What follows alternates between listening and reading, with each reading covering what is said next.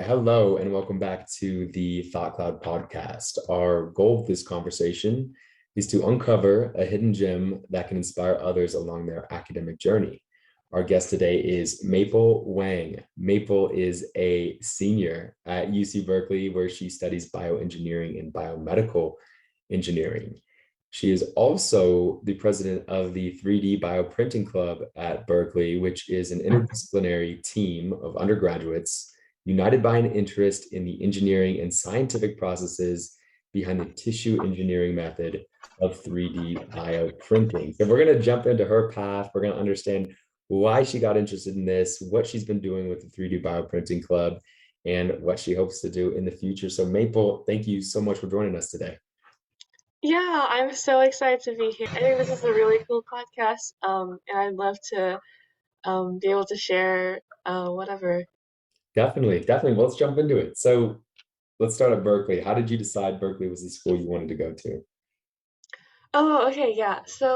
I'm from out of state. I'm from St. Louis, Missouri, which is quite far from California. And so one of my goals actually was to apply to schools that were kind of further out because I had grew up in Missouri all my life, so I kind of wanted to explore something different.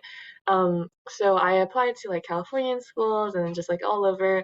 But I think like um, Berkeley definitely appealed to me because I'd always heard it out and about like everywhere. Like I remember like I was in middle school and I would search up like I would look at like Quora for like just random questions and then there would be like a person responding who was a professor at Berkeley and talk about like physics stuff or whatever and I always thought like oh wow Berkeley's so cool and so I actually when I applied I didn't expect at all to get in because I thought it was like very, very up there. And I was just like, oh, might as well apply just to see, but I'll probably be going somewhere else. So when I got my acceptance letter, it was very much a very exciting opportunity because I was like, wait, I could like go here. And so I guess that's how it came about. That's awesome. That's awesome. And that out of state application process is definitely harder. And I know that because I'm in Reno, Nevada, and I applied Oh, there, and I'm like 20 minutes from California, and I'm out of state. Come but on, huh? oh, But it's awesome. It's such a great feeling. So once you got in, was that definitely the school you were going to?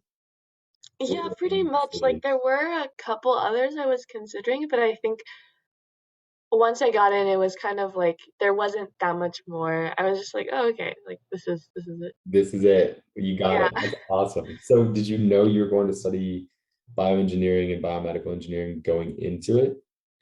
No, I didn't at all actually. I knew I was so conflicted with what I wanted to do. Um, I remember I was really interested in physics actually, but I was not good at it, so I think I decided like not to do that. But I think it's cool to like learn about.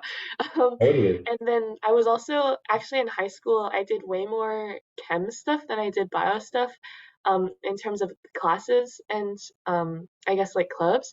And so when I actually entered as an undeclared LNS or like letters in science student with the intention of probably declaring MCB or molecular cell bio, which is still Mhm. like biology related. But the reason why I joined an LNS was because I was like, oh, they have a lot more options. I saw the options for joining engineering and I was like, it seems very much like you have to already know what you want to do. And I didn't know what I wanted to do, and I Mhm. didn't want to commit to something like that. Especially if it's like engineering versus like LNS, they also had more artsy stuff and like more. They just had like to me it seemed like more major options. So I Right. was like, okay, I'm hesitantly like MCB, but like if find out I'm really interested in chemistry or really interested in like physics, I took some physics classes freshman year to help decide that. That I was like maybe I could change my path. Um, and so actually what ended up happening was, and I didn't even realize that bioengineering was like a major or like what it meant. Because I was mostly looking at LNS majors. So it was actually through bioprinting, the club, that I found out about the bioengineering as a major. Wow. And bioengineering as a major is not in letters and science? No, it's in the College of Engineering. Gotcha. Okay, definitely. And you're right about that. LNS definitely has the most amount of majors I think you can choose from. So you got in as LNS, you had to transfer colleges, if you would, Yeah. schools, I think they put it. But how was that process? Was that difficult for you to do?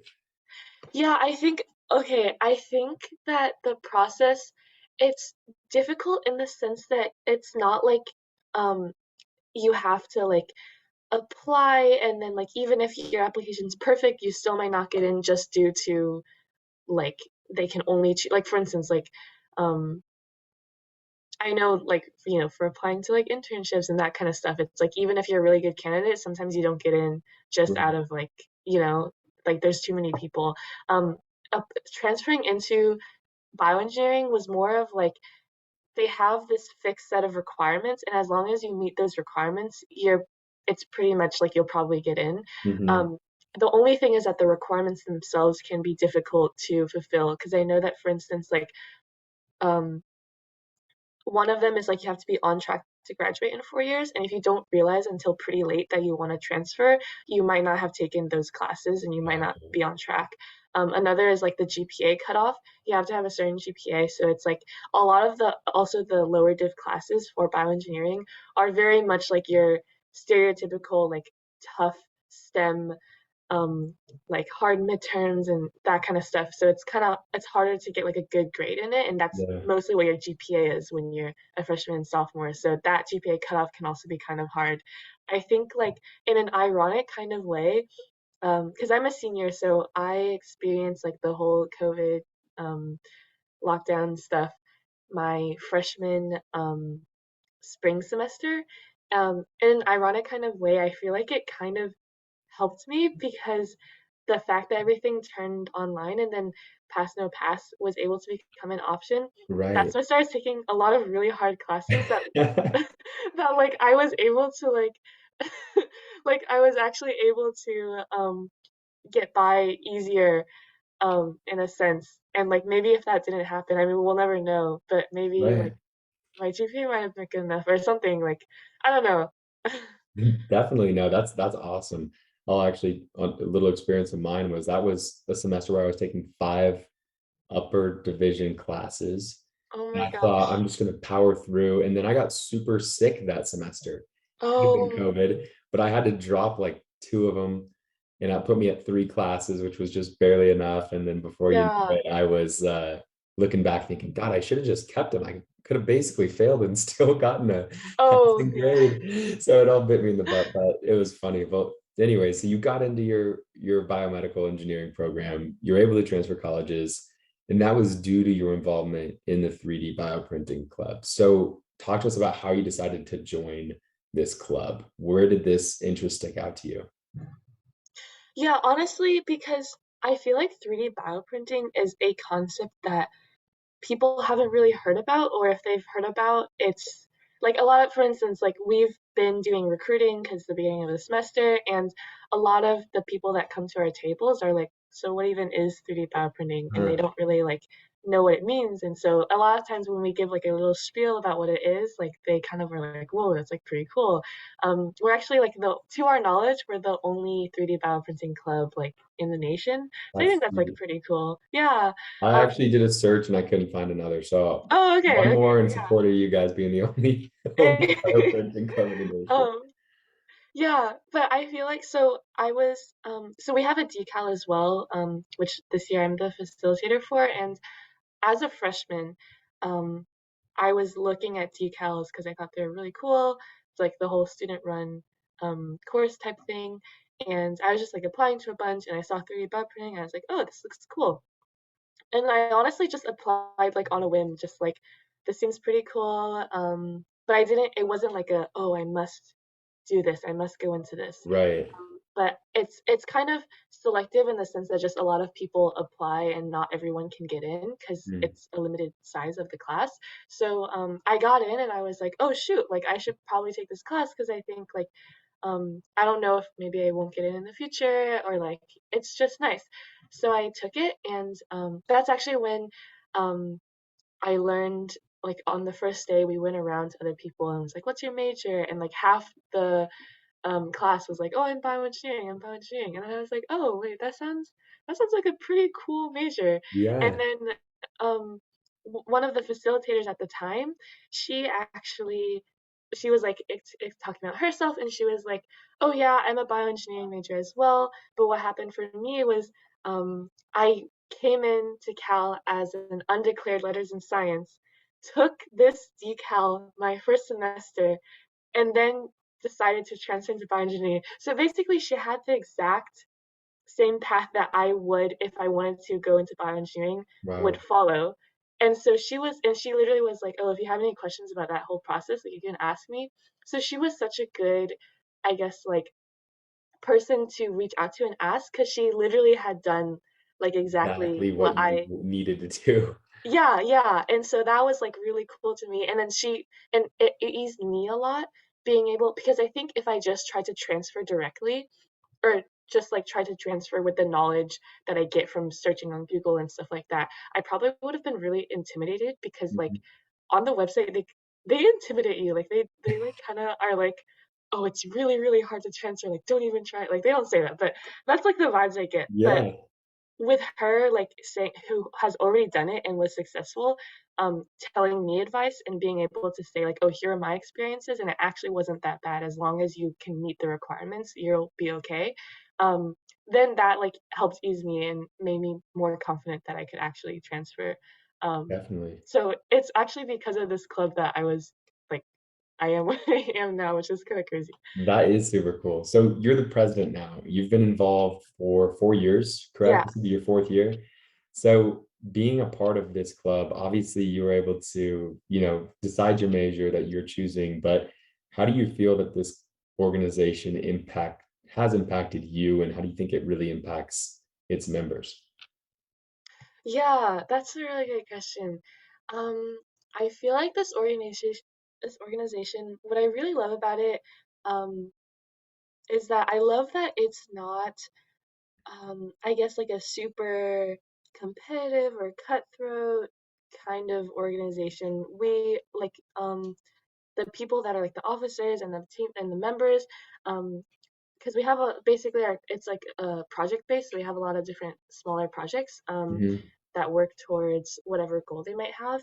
And it's not like everyone's like super stressed out trying to make these deadlines. It's more of just like, hey, let's get together. We're all interested in this. Let's like experiment. Let's see where things go. So even Yeah, if things fail, like it's okay because that's just what it's about.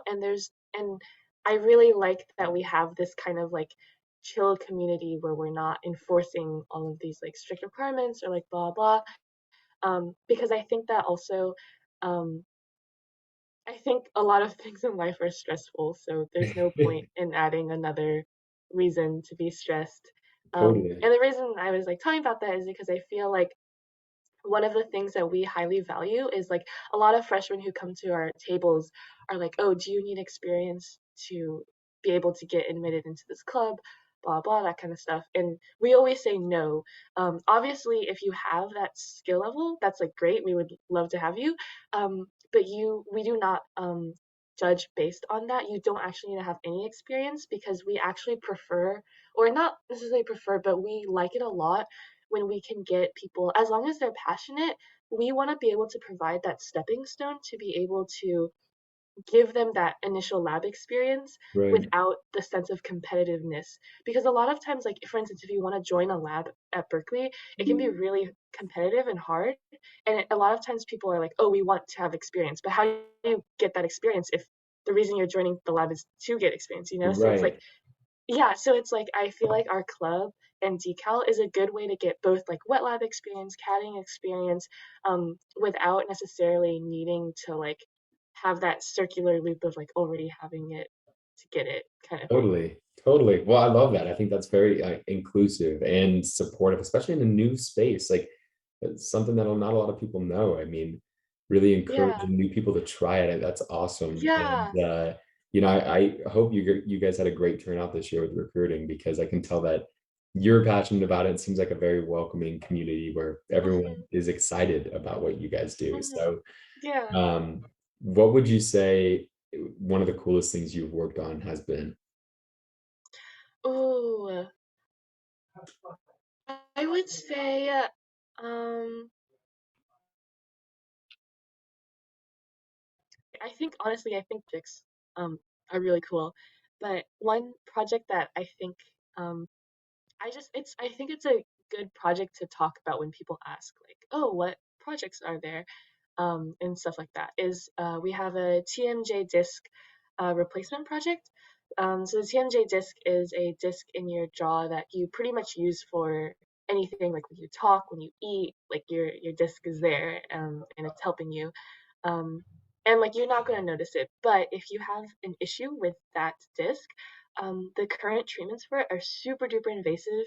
Basically, all they do is they take like a piece of fat from like I don't know your leg or something, and then they just like put it there in the placement, and then the whole process they literally like have your mouth like shut for like multiple months, Wow. and it's and this and that can only last like 20 years. So you'd have to redo this procedure every 20 years for the rest of your life, which like and this and it's just terrible. So like our um project is kind of to see can we bioprint a TMJ disc that is customizable to that specific patient, so and it's in a lot less of an invasive way so that they don't have to go through that.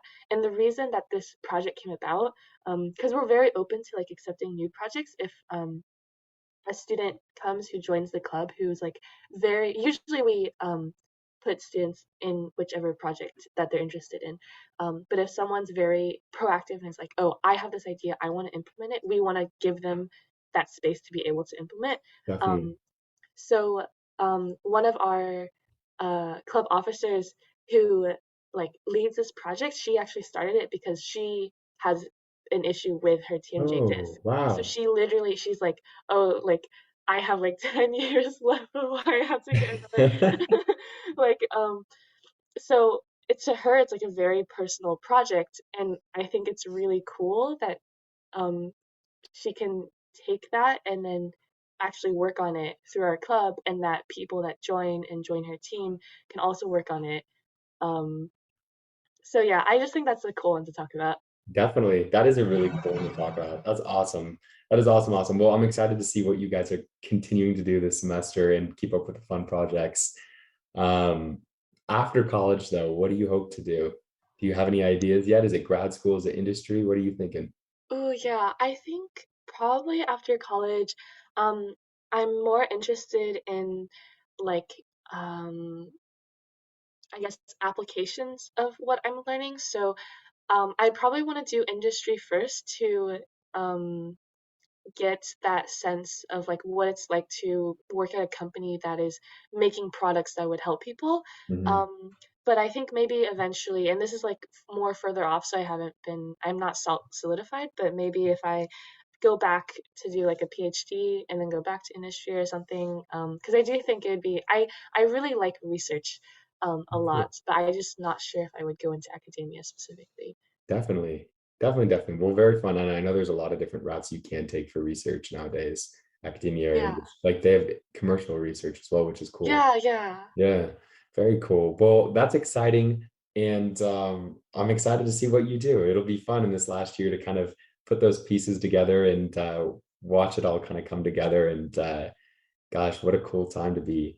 We're going to take a quick Yeah. little break and we're going to jump Okay. right back into it. How does that sound? Sounds good. Cool. All right. So we are back and we are going to close it out with Maple in this rapid fire round. So I'm going to ask you a couple questions and whatever comes to mind first, go ahead and shoot it. So, first question, what is the most stressful part of being a student day in and day out? Oh, a lot of things, but um, I feel like maybe this is just me because I'm kind of disorganized, but one thing I find pretty stressful is that a lot of times, like as a student, really important deadlines, whether that's like class related or like logistics related, could just pass and you wouldn't know about it. And I think that's pretty scary to me is that just at any point maybe you just like forgot about something or like didn't know about something and then it's like too Totally. late and there's consequences. I can relate to that. I can very much relate to that. Oh, too well. Oh, too well. Next question. What would you say the most stressful or biggest challenge you face as being a student organization president? Ooh, student organization president. Um, I think there's just a lot to juggle. I think as president, there's not like you're not a project lead, so you don't have to know like the super specifics of this one project, but you do kind of have to know baseline knowledge of all of them, so you can help make sure they're keeping on track, and also just a lot of the logistics in terms of funding and recruitment and buying supplies and getting access to the lab and all these sorts of things. That it's like that's kind of, I guess that's why the first question, the deadline thing, was on my mind, because I think Yeah, there were a lot of deadlines set this summer, and just to make sure that our club is on track. And I'm worried that I'm like, oh, miss one or something. But yeah. I love it. No, that's interesting. Very interesting. Okay, next question. What is the most meaningful way for students to help each other? Honestly, I think as long as students, I this is gonna sound cheesy, but like we have to support each other, because there's not really like, I don't know, I feel like society is not gonna care about an individual students, and I feel like life is pretty hard and pretty unfair, and so like if anything, if we can help each other, like if that's in classes, like you know, being able to help explain homework instead of like hiding it, or like um, being able to offer resources. Like I'm in clubs where they have specific channels for like um, people who graduated and are offering job opportunities or referrals, just all that kind of stuff, where it's like just being able to like help each other out whenever possible, I guess. Totally. No, and that is not a cheesy answer. That's a great answer. Yeah, that's wonderful. Okay, next question. What is your biggest hope to accomplish during your time on Earth? Okay, that's a pretty big question. But I think maybe this is also like pretty like not like out there, but I guess um I genuinely want to be able to make an impact on my time here, because I feel like on more than an individual level, I think it would be really really cool. That's partially why I'm bioengineering. I want to be able to like make a drug or help research in a way that can help people who right now are having an illness or a disease that maybe due to my research, um, they could have it cured some years down the line, um, while they're still like alive. Like it's not going to take them like 100, like 200 years for this to become, Totally. so I think like I really want to be able to like have my positive impact be shown in some way on Earth before I die. Definitely. No, I love that. That is a wonderful answer. Next question for you. What is your top piece of advice for those who are early in their educational journey or looking for direction? Okay, yeah. I would say, um, honestly, I this is easier said than done, but just don't have to stress yourself out. I think a lot of times, and I was like this in high school, and a lot of freshmen as well, who are super eager, super into school and academics and studying and clubs and leadership.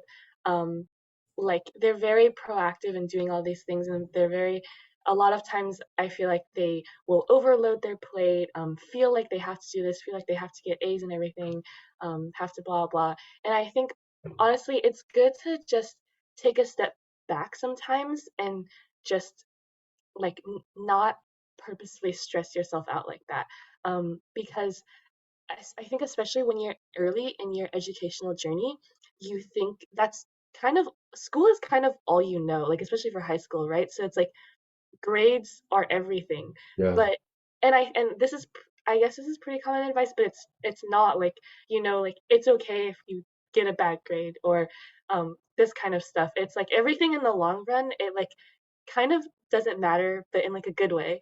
So right, it's like, yeah, so it's like I feel like a lot of people that I know are just constantly stressed, and I feel like when we're at this age, we're like young and we have all these opportunities, like it's kind of a waste if you're just stressed the whole time. right.